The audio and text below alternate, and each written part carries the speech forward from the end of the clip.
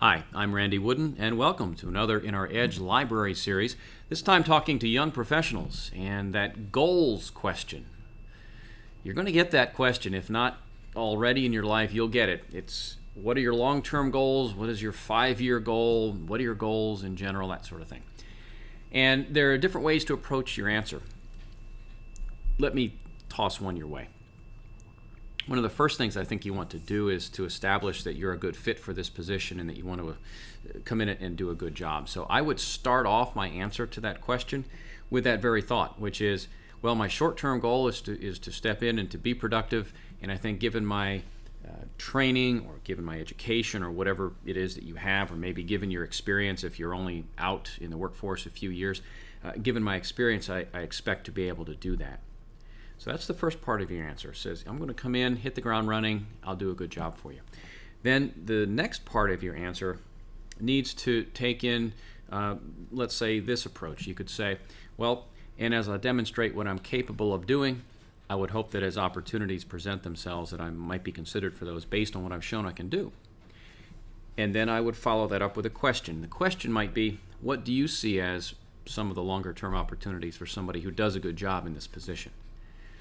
What you're trying to do here is not set a specific title, much less a timeline to reach that title. I mean, look, for the most part, most candidates want a job that's got a reasonable amount of challenge, that pays reasonably well, a company that's reasonably stable as best you can tell, an atmosphere that's, again, reasonably good to work in, but there are no guarantees. Times and things change and people change. So if you're a young professional, your objective is to come in and establish yourself. So again, let's review briefly. My short-term goal is to come in and be productive. And given my education, my training, I expect to be able to do that. And I think over time, as I show what I'm capable of doing, I would hope that as opportunities present themselves, I'd be considered for that based on what I've shown I can handle. And then I'd ask, what do you see as maybe some of the longer-term opportunities for somebody coming in and doing a good job here? That should handle it. It may not be the best of answers. If you do want to come out and talk more specifically, you might mention a desire to go get additional education and certifications to do a better job in what you're doing. That could be something, but it's dangerous in my view to name a timeline and a much less, let's say, a title. Part of the reason for that is that may not be attainable. And if it's not attainable, suddenly you've put a wedge between you and the employer by talking about something they know full well ain't going to happen.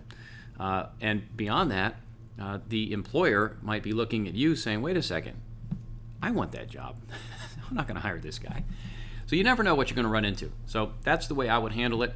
There are other schools of thought on it, but for me that seems to have worked well, not just for me in my past, but also in the clients that I've coached over the years. That's going to wrap it up for this segment in the Edge Library series, dealing with that question for young professionals of goals and what are your long-term goals. I'm Randy Wooden. Thanks for watching.